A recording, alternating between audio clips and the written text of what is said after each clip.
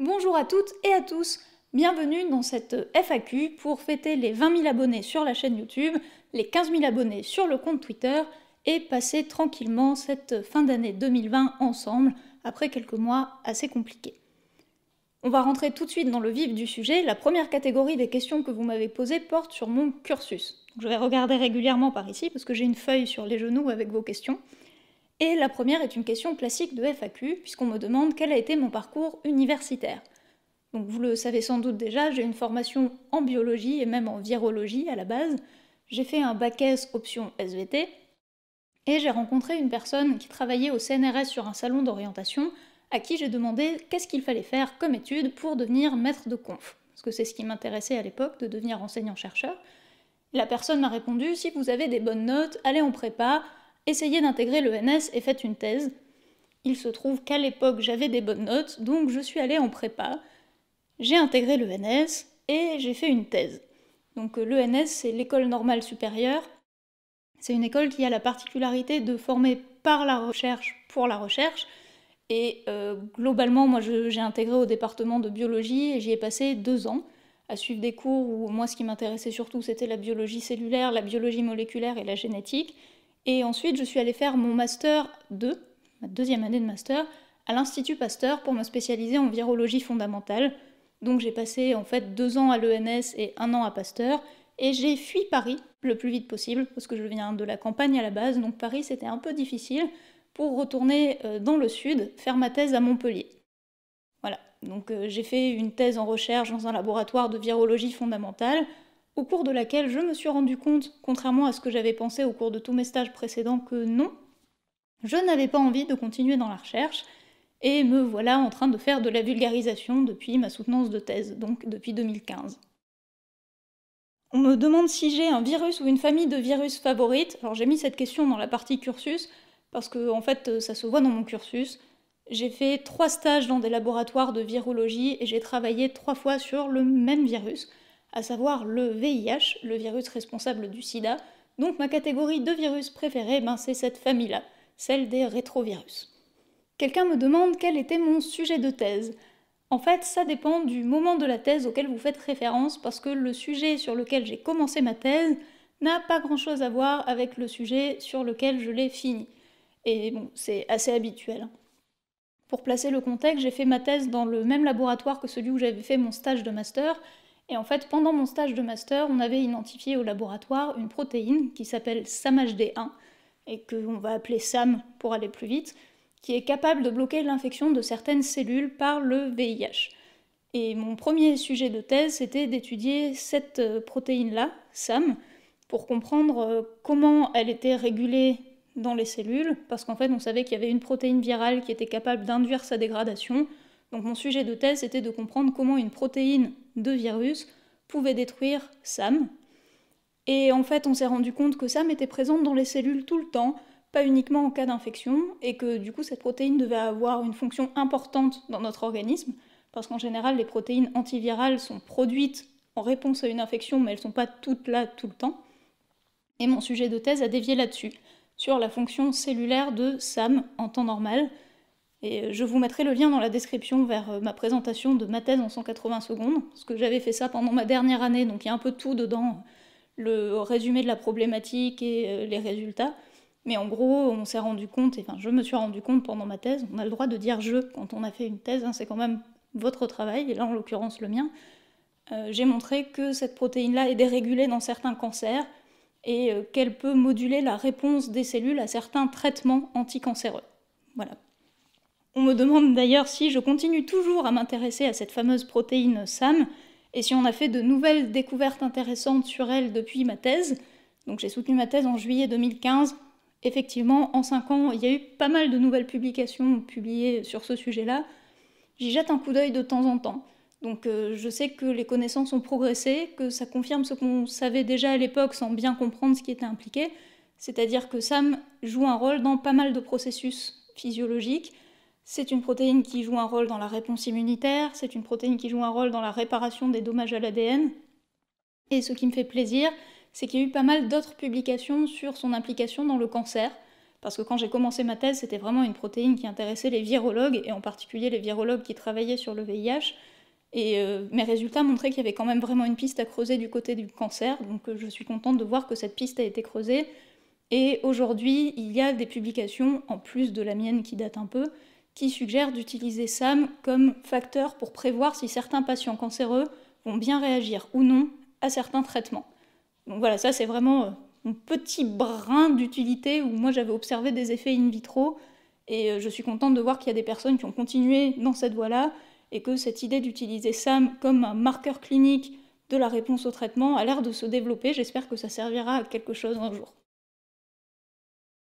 On me demande si ça me manque de ne plus faire de la recherche, notamment des manips à la paillasse, et si j'imagine y revenir un jour. Alors, y revenir un jour, clairement pas. La décision d'arrêter la recherche a été une décision mûrement réfléchie. En gros, pour le dire très très rapidement, la recherche aujourd'hui en France, c'est un milieu hyper compétitif. Quand j'ai commencé ma thèse, je me disais que j'envisageais potentiellement de partir au Canada pour continuer ma carrière, et puis en fait, j'avais pas du tout envie de déménager. Donc forcément, il fallait envisager une carrière en France. J'ai soutenu ma thèse à 25 ans. L'âge moyen de recrutement sur les postes qui m'intéressaient dans mon domaine, c'était 35 ans. Donc ça voulait dire en gros vraisemblablement 10 ans de CDD, à déménager tous les 2 ou 3 ans pour changer de laboratoire, voire de pays à remplir mon CV. Ce que je n'avais pas du tout envie de faire. Sans certitude d'obtenir un poste à la fin, et pour avoir discuté avec des personnes qui étaient enseignants-chercheurs en poste à ce moment-là, si j'avais un poste pour travailler dans des conditions franchement pas terribles. Donc ça faisait beaucoup d'efforts pour un travail que j'étais pas sûre d'avoir et qui risquait d'être pénible au quotidien par rapport à ce que j'avais vraiment envie de faire. Donc j'ai arrêté la recherche et je n'ai aucun regret là-dessus.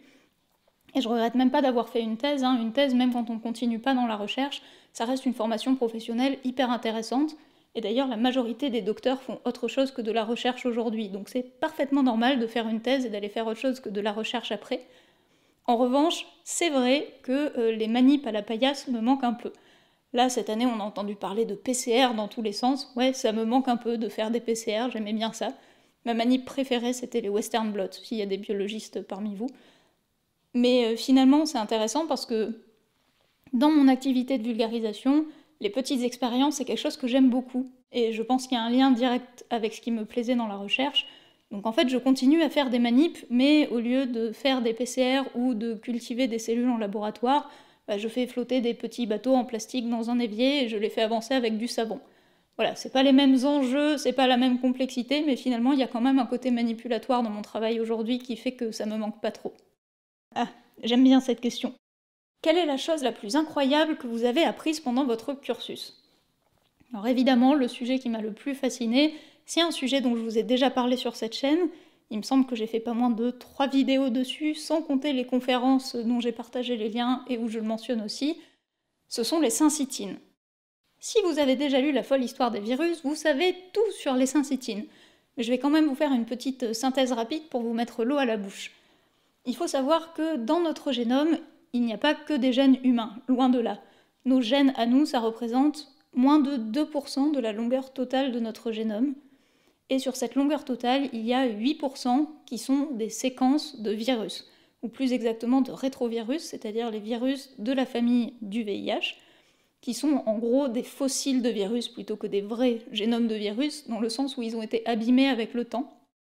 Et pour la plupart, ils ne s'expriment plus. À quelques exceptions près, dont une qui permet la production d'une protéine d'enveloppe virale, les protéines qui sont à la surface du VIH. C'est pas du tout le même fonctionnement dans les détails, mais c'est un peu l'équivalent de la spicule du coronavirus dont on entend parler partout en ce moment. Et donc il y a un gène de ces protéines d'enveloppe virale qui s'exprime encore aujourd'hui chez nous, à un endroit très particulier et à un moment très particulier de notre vie, parce qu'en fait, c'est une protéine que les fœtus expriment pour former leur placenta. Donc en fait, j'ai vraiment trouvé ça fou à l'époque et je trouve toujours ça aussi fou 10 ans après. C'est une protéine virale qui est impliquée dans la formation du placenta humain. Et en fait, si on creuse, il n'y en a pas que chez l'humain, il y en a chez d'autres mammifères. Les chercheurs en ont même trouvé chez des lézards vivipares, c'est-à-dire des animaux qui ne sont pas des mammifères, mais qui ne pondent pas d'œufs, dont les petits se développent à l'intérieur de l'organisme de la mère. Et ces animaux-là ont aussi des protéines virales qu'on appelle des syncytines, qui sont impliquées dans la formation de leur placenta. Donc voilà, c'est un sujet fascinant, mais savoir que la formation de notre placenta et notre mode de reproduction est due à un gène de virus, j'ai toujours trouvé ça fascinant. Enfin, dernière question sur mon cursus, que j'ai aussi choisi de ranger là. Quelle est la pire bêtise que vous avez faite? Alors je sais pas pourquoi on me pose cette question, je me demande si c'est une référence au fait que j'ai posé à peu près la même à Thomas Pesquet quand j'ai eu l'occasion de l'interviewer. Je vous mets un lien vers la vidéo dans la description.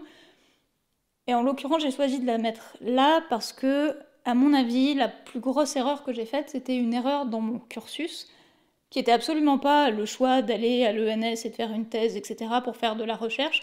À aucun moment je regrette d'avoir voulu faire de la recherche, parce que même si j'en ai pas fait, ça conditionne ce que je fais aujourd'hui. En revanche, j'ai fait une grosse erreur en choisissant mon laboratoire de thèse. J'ai choisi la facilité et le sujet qui m'attirait, c'est-à-dire que je suis restée au même endroit pour ma thèse que pour mon stage de master, sur un sujet qui venait de faire un Nature, donc une grosse publication, et je savais que ça allait être un sujet chaud, donc j'étais au bon endroit pour travailler sur cette protéine, puisque j'étais dans le laboratoire qui avait déjà étudié ses fonctions, etc. On avait pas mal d'outils moléculaires, on était en avance par rapport à d'autres laboratoires.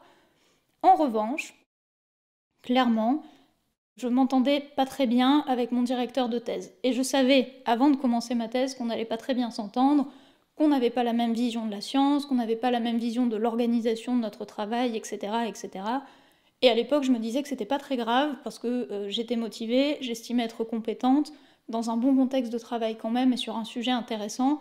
Et en fait, ça, a posteriori, vraiment, je le regrette.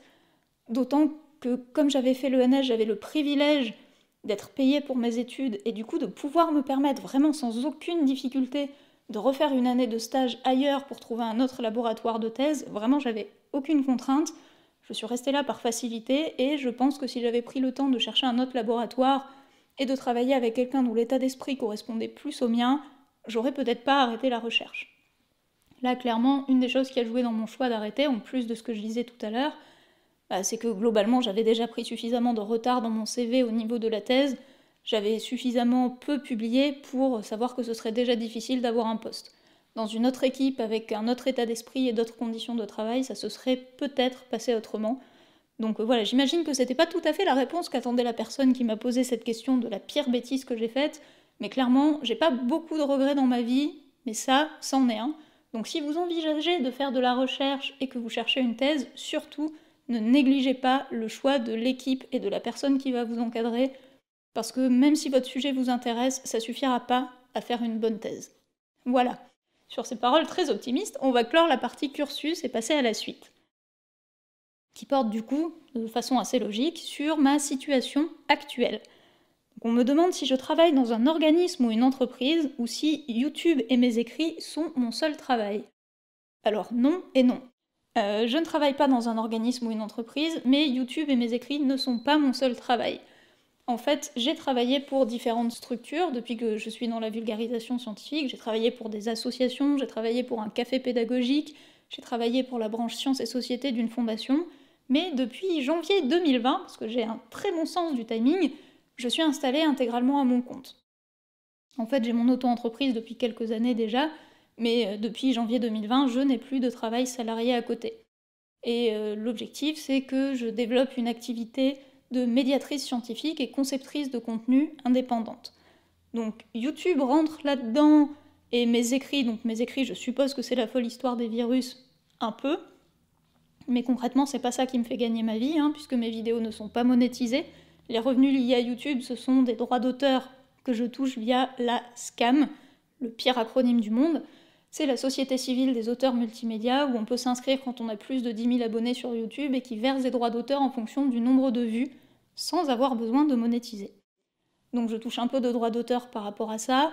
Il y a vos dons sur Tipeee évidemment, et le fait d'avoir une chaîne YouTube m'a permis de décrocher des contrats.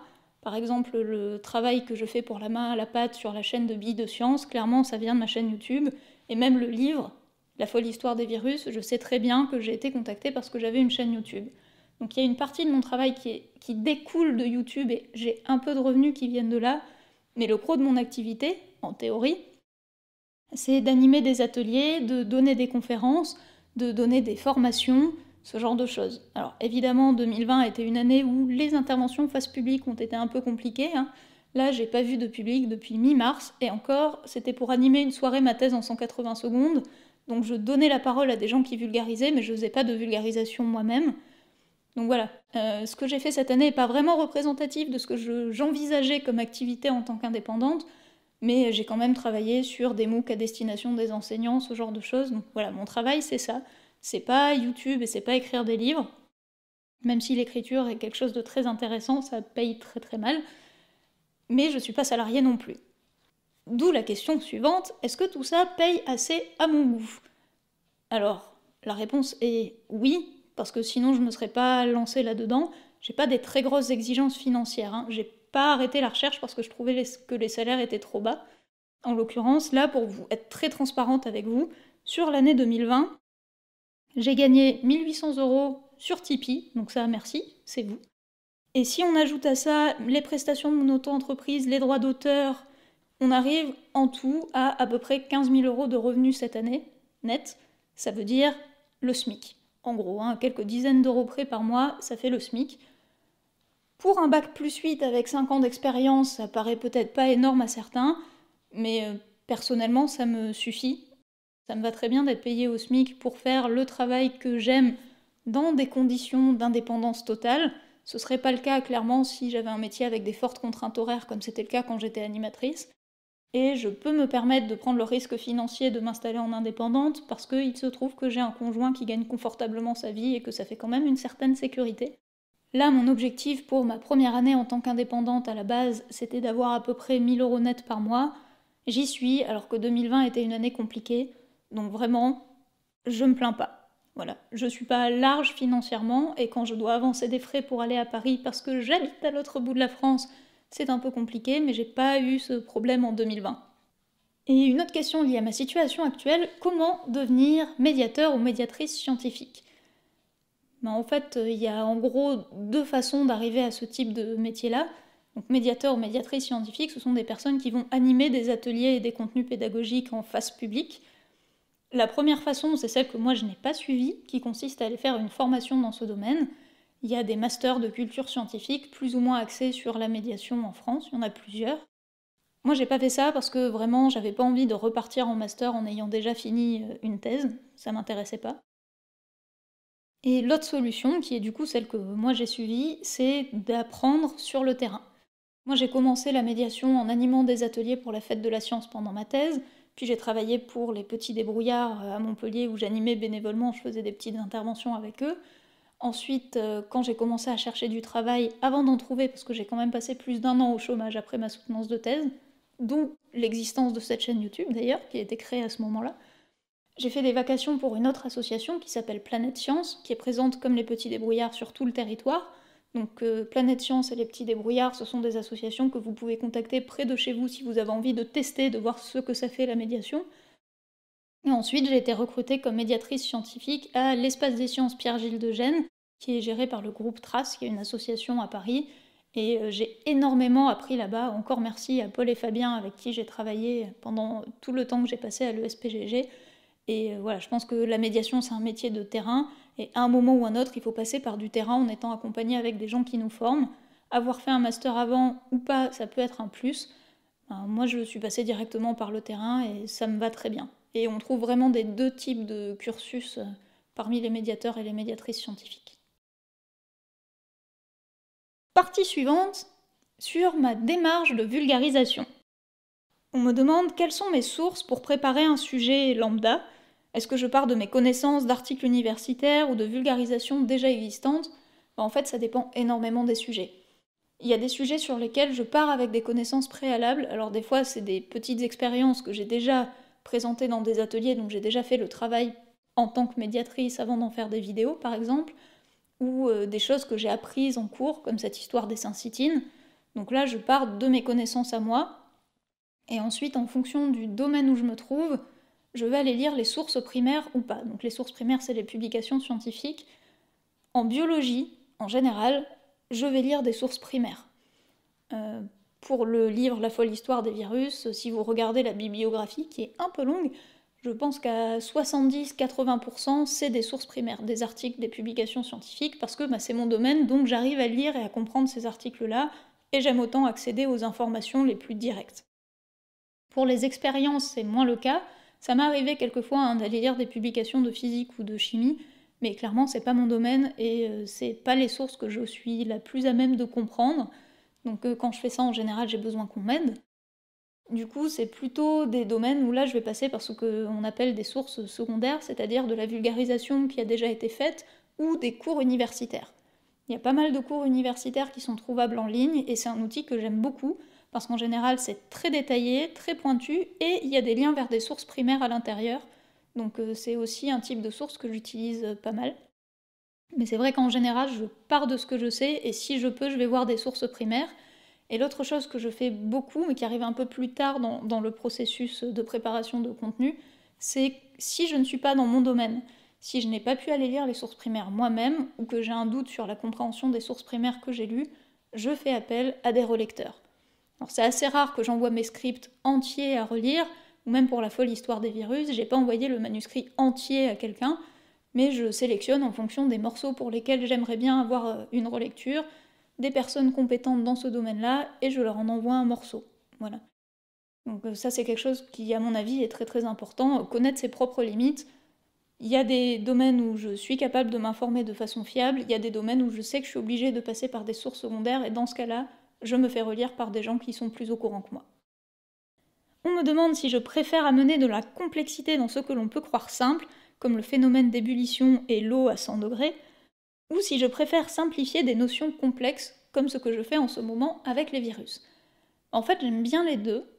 Globalement, j'ai envie que, à la fin, le public ait l'impression que ce soit simple.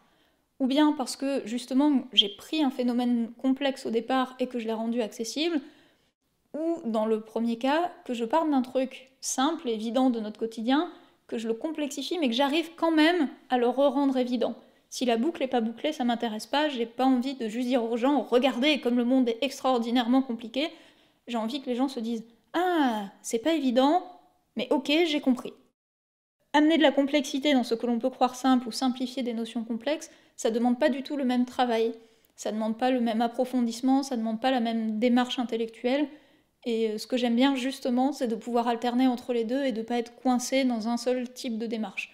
C'est aussi pour ça que sur la chaîne, les petites manips sont venues compléter les formats biologie tout compris ou les viroblogs, parce que les petites manips, l'objectif c'est de montrer l'expérience et que les gens aient envie de la refaire, plus que de vraiment expliquer dans le détail ce qui se passe.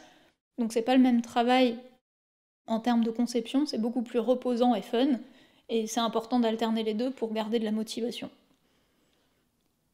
Le travail de synthèse de mon livre sur la mosaïque du tabac avait-il déjà été fait, ou alors est-ce que c'est moi qui suis allée fouiller toutes ces vieilles publications ? Donc ça, pour les personnes qui n'ont pas lu le livre, c'est une référence au chapitre 2 qui est un historique de la notion de virus qui remonte au tout début du XXe siècle et qui concerne beaucoup de publications de phytobotanique sur le tabac, parce que le premier virus qu'on a identifié, c'est un virus qui causait une maladie du tabac. Donc la réponse à la question, c'est les deux. Évidemment, je ne suis pas la première personne à m'être intéressée à cette période historique hyper importante en virologie, donc il y avait déjà des synthèses qui ont été faites. En revanche, à partir de ces synthèses, je suis allée récupérer, et ça n'a pas été facile parce que les publications des années 1910-1920 ne sont pas toutes archivées hyper efficacement sur Internet, et que j'ai écrit le livre pendant le premier confinement quand les bibliothèques étaient fermées. Mais je suis quand même allée récupérer toutes les publications pour les lire moi-même, voir ce qu'il y avait effectivement dedans, reconstruire le raisonnement des chercheurs de l'époque à partir de leur contenu et pas à partir des analyses qui avaient été faites de leur contenu. Donc voilà, c'est un mélange des deux, je suis partie de synthèses qui existaient déjà, mais j'ai moi-même retracé toute la démarche.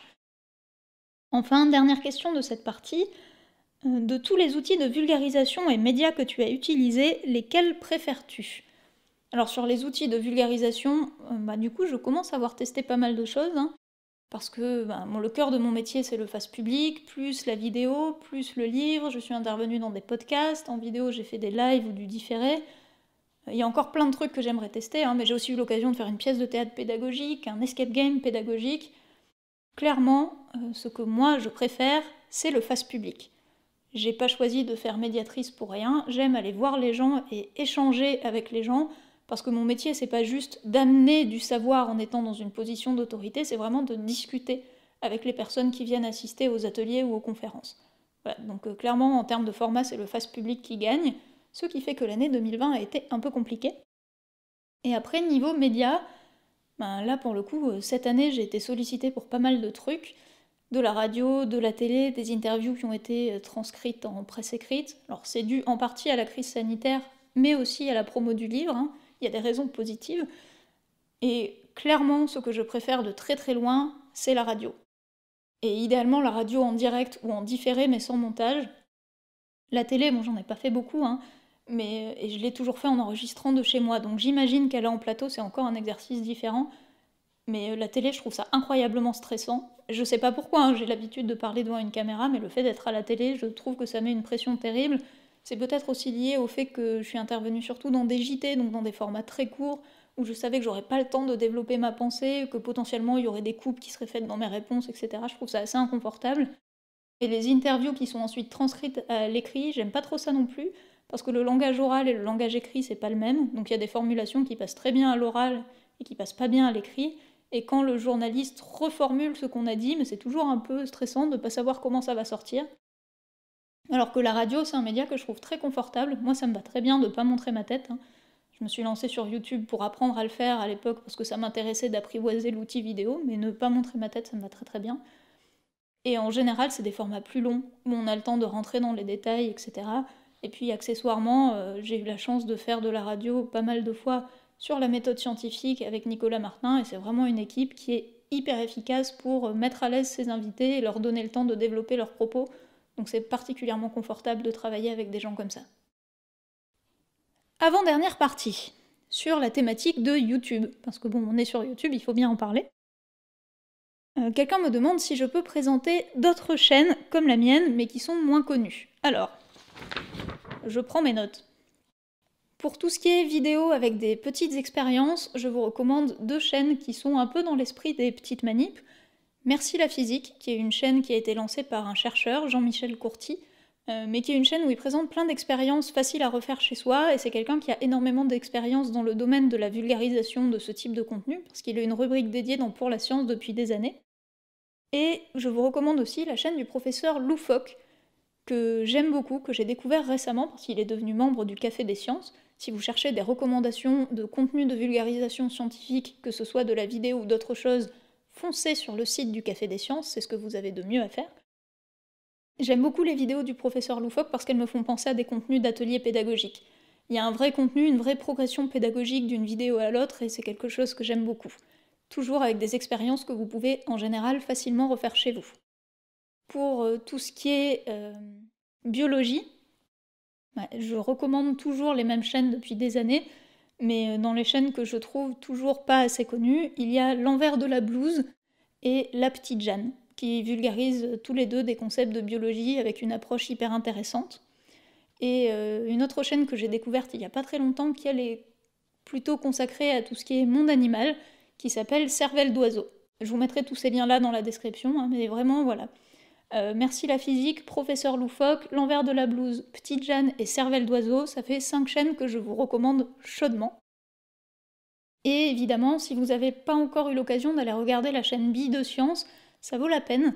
C'est un projet vidéo qui est porté par La Main à la Pâte, qui s'adresse à la base aux enseignants pour présenter des ressources en 2 étapes. La première partie de la vidéo, c'est toujours des idées d'expérience à faire en classe avec des élèves, mais ça veut dire que du coup, c'est adaptable aussi pour faire des expériences en famille ou dans un centre de loisirs, etc. Et la deuxième partie, c'est un complément pédagogique pour aller plus loin et mieux maîtriser les concepts impliqués dans les expériences. Et on est toute une équipe de vidéastes à travailler là-dessus. Donc vous connaissez sans doute Viviane de Syllabus, Aurélie des Patates Douces, Sébastien du Sense of Wonder, David Loua de Sciences Étonnantes, etc., etc. Il y a Nathan du Chat Sceptique aussi. Ben voilà, on est assez nombreux, parce qu'il y a des vidéos qui sortent régulièrement, donc c'est pas toujours les mêmes personnes qui les font. Mais voilà, c'est un contenu que je trouve intéressant, où il y a aussi des expériences que vous pouvez refaire chez vous à l'intérieur, si ce type de contenu vous intéresse. Dernière question sur YouTube, que je suis pas sûre d'avoir complètement bien comprise, donc désolée si je réponds à côté. Concernant cette chaîne, quel serait le niveau optimal en termes de ressources pour produire du contenu ? Alors je pense que la question porte sur les ressources financières, quels sont les moyens qu'il faut avoir pour pouvoir se lancer sur YouTube. Donc moi je peux parler que de ce que je connais. Quand je me suis lancée au tout départ, c'était avec du matériel de récup. On m'avait prêté une caméra, on m'avait prêté un enregistreur, que j'ai toujours, il est là. Et j'ai juste acheté un trépied et un micro-cravate à 35 €. Donc l'investissement de base pour la chaîne, c'était même pas une centaine d'euros. Ce qui n'est pas négligeable, mais ce qui n'est pas énorme, parce que si j'ai fait le bilan tout à l'heure, j'avais jamais fait ça, c'était un peu déprimant, de regarder toutes les dépenses liées à la chaîne depuis sa création en 2015, ça m'a coûté 3 500 €. Voilà. Donc 3 500 €, ça recouvre l'achat de ce micro, là, l'achat de la caméra que j'utilise maintenant et des objectifs qui vont avec, l'achat des lampes, l'achat des logiciels, le logiciel de montage, mais aussi les logiciels de bureautique que j'utilise pour travailler, et des frais de déplacement liés à des événements pour lesquels j'étais invitée en tant que vidéaste, sans qu'il y ait forcément de budget de déplacement associé. Ce qui arrive de moins en moins souvent, mais quand même assez régulièrement. Donc voilà, pour lancer une chaîne YouTube, il n'y a pas forcément besoin d'avoir beaucoup de budget, mais si on veut améliorer la qualité au fur et à mesure et travailler avec des outils de plus en plus pratiques et puissants, ça a un coût non négligeable. C'est pas pour rien que la plupart des chaînes YouTube de vulgarisation ont des bilans financiers déficitaires. Pas neutres, hein, déficitaires. J'avais fait 2 études sur le sujet en menant une enquête auprès d'autres vidéastes, je vous mettrai les liens dans la description. Dernière partie, le milieu de la vulgarisation. La première question est un peu longue, là aussi je vais prendre ma feuille. Une personne me dit avoir repéré 2 catégories de vulgarisateurs. Les vulgarisateurs institutionnels, rattachés à une institution de recherche ou d'enseignement, comme le CNRS ou les universités, et les vulgarisateurs indépendants, plutôt proches du journalisme. Et la question est en 2 parties. Est-ce que je suis d'accord avec cette catégorisation? Et si oui, où est-ce que je m'y situe? Ou est-ce que je voudrais m'y situer? Alors en fait, je ne suis pas d'accord avec cette catégorisation parce qu'à mon avis, il manque une 3e branche, qui est la branche dans laquelle on retrouve le plus de médiateurs et de médiatrices scientifiques, et de vulgarisateurs par la même occasion. C'est tout ce qui est culture scientifique en général, où on va retrouver des institutions comme des musées ou des associations. Donc tout à l'heure, je vous ai parlé de Traces, des Petits Débrouillards, de Planète Science, mais il y en a plein. Moi, j'ai travaillé pour 2 associations de culture scientifique, donc le groupe Traces et Délire d'encre en Occitanie. Il y a des CCSTI, des centres de culture scientifique, technique et industrielle qui sont dans chaque région en France, qui ont aussi potentiellement des personnels.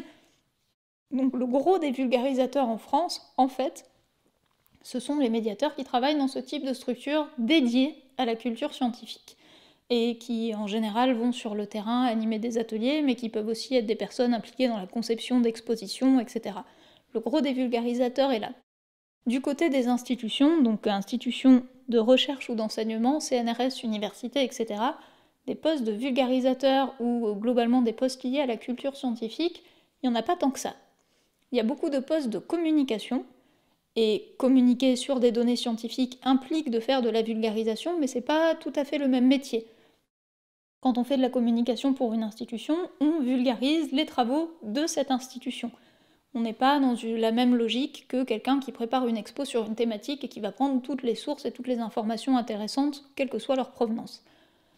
Il y a quand même des cellules de culture scientifique dans certaines universités et des postes plutôt axés médiation, vulgarisation au CNRS, à l'INSERM ou dans d'autres structures de recherche, mais c'est assez rare. Et il n'y a aucun jugement de valeur là-dedans, les différentes approches sont intéressantes, mais juste voilà, si on se concentre sur la vulgarisation, c'est plutôt comme ça que ça marche. Et les vulgarisateurs indépendants plus proches du journalisme, en fait, des gens qui sont vulgarisateurs indépendants, donc mon statut à moi, et qui n'ont pas de contrat salarié à côté, c'est-à-dire dont c'est vraiment l'activité principale, il n'y en a pas tant que ça en France. Vraiment, ça se compte, à mon avis, en quelques dizaines, et il y en a une bonne partie qui doivent cette activité-là au fait qu'ils ont une chaîne YouTube, justement. Donc c'est quelque chose qui est en train de se développer. Ça n'est pas majoritaire, et les postes dans les institutions non plus. Donc moi, je me range plutôt maintenant du côté des vulgarisateurs indépendants, mais voilà, faut avoir en tête que le paysage de la vulgarisation scientifique en France est beaucoup plus complexe et qu'en fait, la plupart des acteurs travaillent dans des structures que vous ne connaissez pas forcément si vous n'y allez pas physiquement. même si cette année, il y en a pas mal qui se sont déplacés sur Internet par la force des choses et qui ont produit des très bons ateliers ou des conférences de vulgarisation qui ont été partagées en ligne. On me demande si j'ai des informations précises sur, attention papier, sur le cadre dans lequel les chercheurs peuvent aujourd'hui exercer une activité de vulgarisation, en termes de poste ou de décharge d'enseignement, et si je pense qu'il serait souhaitable de donner plus de cadre et de visibilité à cette activité en créant par exemple des postes dédiés, de vulgarisateurs-chercheurs, d'enseignants vulgarisateurs ou d'autres combinaisons. Alors en fait, oui, je pense qu'il faudrait faire ça. Moi, mon poste de rêve à la fin de ma thèse, ça aurait été de faire l'équivalent de maître de conférence, mais en remplaçant l'enseignement par de la vulgarisation. Sauf que ce ne sont pas des postes qui existent. On recrute pas quelqu'un sur un poste de ce type-là. Ça arrive qu'il y en ait qui soit créé a posteriori, c'est-à-dire qu'une personne déjà recrutée sur un autre statut, comme enseignant-chercheur ou chercheur tout court, arrive à avoir une mise en disponibilité pour libérer du temps pour faire de la vulgarisation. Mais c'est pas des gens, ou alors il y a peut-être quelques exemples individuels, mais c'est très rare, qui sont recrutés sur des postes dédiés à avoir une activité de vulgarisation dans leur temps de travail et une activité de recherche à côté. Voilà, c'est pas comme ça que ça fonctionne en France. Ceci dit, l'article L411-1 du Code de la recherche dit clairement que dans les missions des chercheurs français, il y a la diffusion de l'information et de la culture scientifique et technique dans toute la population, et notamment parmi les jeunes. Donc en fait, la question de la pertinence de la vulgarisation pour un chercheur se pose pas vraiment, ça fait partie des missions des chercheurs. Après, il y a plein de façons de faire de la vulgarisation. Ça peut être en travaillant seul, en travaillant avec d'autres personnes, en montant un projet, en produisant soi-même le contenu ou en faisant appel à des professionnels pour produire ce contenu.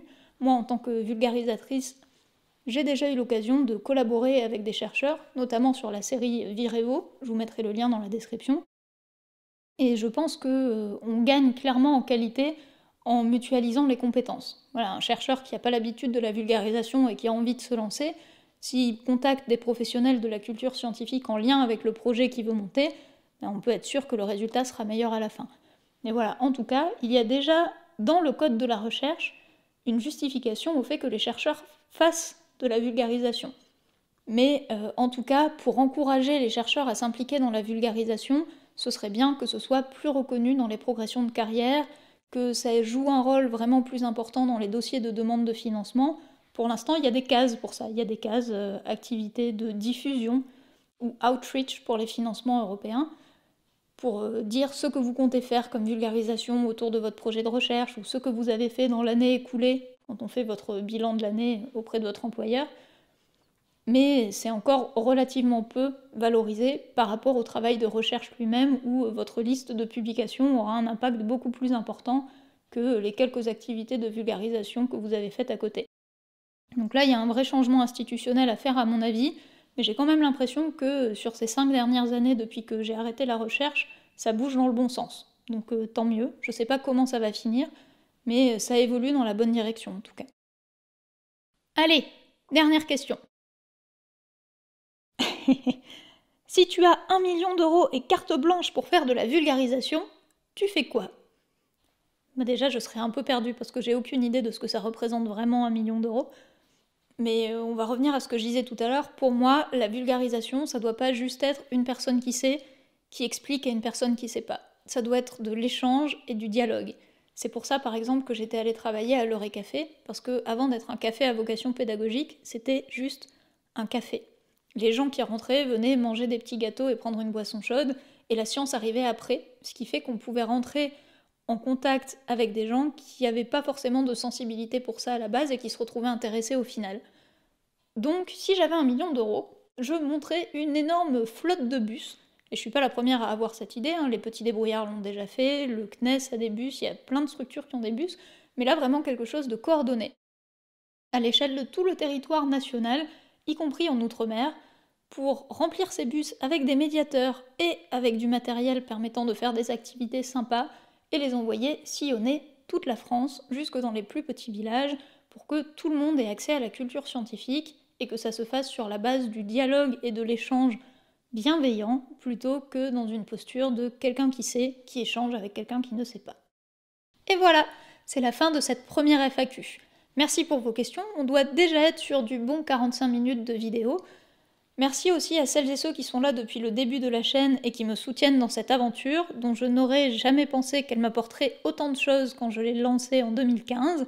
Et je suis complètement nulle pour finir les vidéos, donc juste bonne journée, prenez soin de vous, et à la prochaine!